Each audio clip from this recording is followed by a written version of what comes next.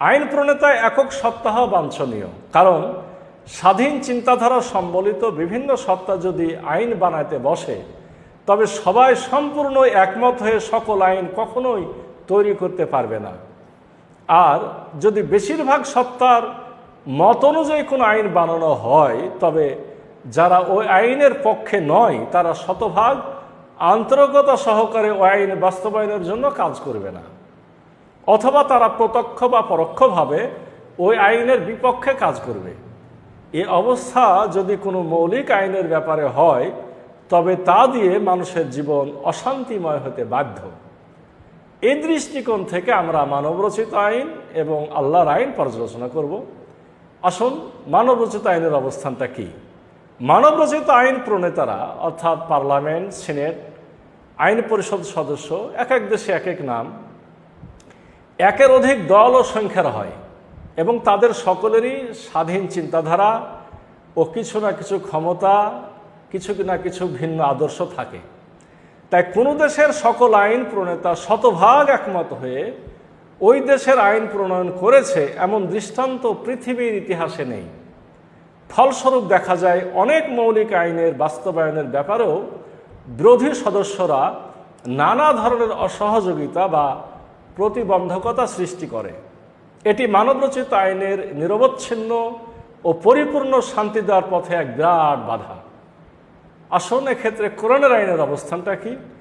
কোরআনের আইনের প্রণেতা তার আইন প্রণয়নকারী সদস্যের সংখ্যার ব্যাপারে বলেছেন সূরা ইখলাস আয়াত 1, আউযু বিল্লাহি মিনাশ শাইতানির রাজিম, কুল হুয়াল্লাহু আহাদ। বলে দাও তিনি আল্লাহ এক এবং একক।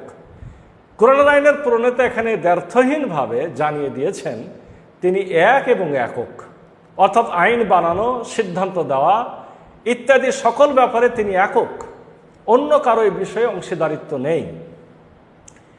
এই ধরনেরই কথা সূরা ইউসুফ আয়াত 40 আল্লাহ বলছেন, ইনিল হুকমু ইল্লা লিল্লাহ, আল্লাহ ছাড়া অন্য কারো হুকুম দেওয়ার ক্ষমতা নেই। আসুন, আমরা দুটা আয়াত বলেছি, একটু ব্যাখ্যা আলোচনা করি। যেটি হুকুম সেটি আইন, আবার যেটি আইন সেটি হুকুম। তাই কোরআনের আইনের প্রণেতা এখানে স্পষ্টভাবে জানিয়ে দিয়েছেন আইন বানানোর সার্বভৌম ক্ষমতা শুধু তারই, অর্থাৎ তিনি একাই সব আইন তৈরি করেন। কারণ মানুষের জন্য সার্বিকভাবে কল্যাণকর হবে এমন আইন বানানোর জন্য বিভিন্ন বিষয়ের প্রয়োজনীয় নিখুঁত জ্ঞান শুধু তারই আছে। ওই জ্ঞান ব্যবহার করে তিনি মানুষের জীবন সুখী, সমৃদ্ধ ও প্রগতিশীলভাবে পরিচালনার জন্য দরকারি সকল আইন প্রণয়ন করেছেন। অতঃপর সে আইন কোরআন ও সুন্নাহের মাধ্যমে মানুষকে জানিয়ে দিয়েছেন, আর সে আইন বাস্তবে প্রয়োগ করে দেখে দেওয়ার জন্য একজন প্রতিনিধিও অর্থাৎ হযরত মুহাম্মদ সাল্লাল্লাহু আলাইহি সাল্লামকে পাঠিয়েছেন। তিনি নিখুঁতভাবে ওই আইন বাস্তবায়ন করে দেখিয়েও দিয়ে গেছেন। আর কোরআনে তিনি নির্ভুলভাবে উল্লেখ করে রেখেছেন মানুষের জন্য প্রয়োজনীয় সকল মৌলিক আইন। এ তথ্যটি তিনি জানিয়ে দিয়েছেন এভাবে, সূরা নহল আয়াত 89, ওয়ানাজ্জালনা আলাইকাল কিতাবা তিবয়ানাল লিকুল্লি শাইইন, আর আমরা তোমার প্রতি যে কিতাব নাজিল করেছি তাতে রয়েছে সকল মৌলিক বিষয়ের স্পষ্ট বিবরণ।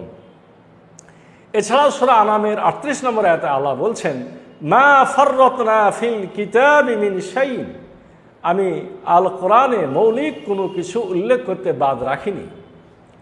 কোরআনের আইনে অন্য ব্যক্তি বা সংস্থার আইন বানানোর ব্যাপারে যে অধিকার দেওয়া হয়েছে তা হলো যে সকল বিষয়ে কোরআন ও সুন্নাহ স্পষ্ট আইন নেই সে সকল বিষয়ে কোরআন ও সুন্নাহের অন্যান্য আইনের আলোকে তারা আইন বানাতে পারবে।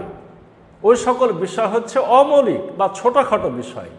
আর আইন তৈরির ব্যাপারে এই ক্ষমতাটুকু আল্লাহ এজন্য ছেড়ে দিয়েছেন যে ওই ধরনের আইনে যদি কিছু ভুলও হয়ে থাকে তবে তাতে মানুষের জীবন সুখী, সমৃদ্ধ ও প্রগতিশীল হওয়ার পথে বড় কোনো বাধা সৃষ্টি করবে না।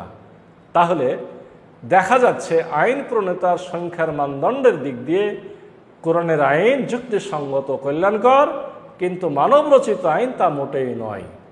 আমি আজকের পর্বটি এখানে শেষ করছি। আগামী পর্বে আরও বেশ কিছু মানদণ্ড নিয়ে হাজির হতে চাই।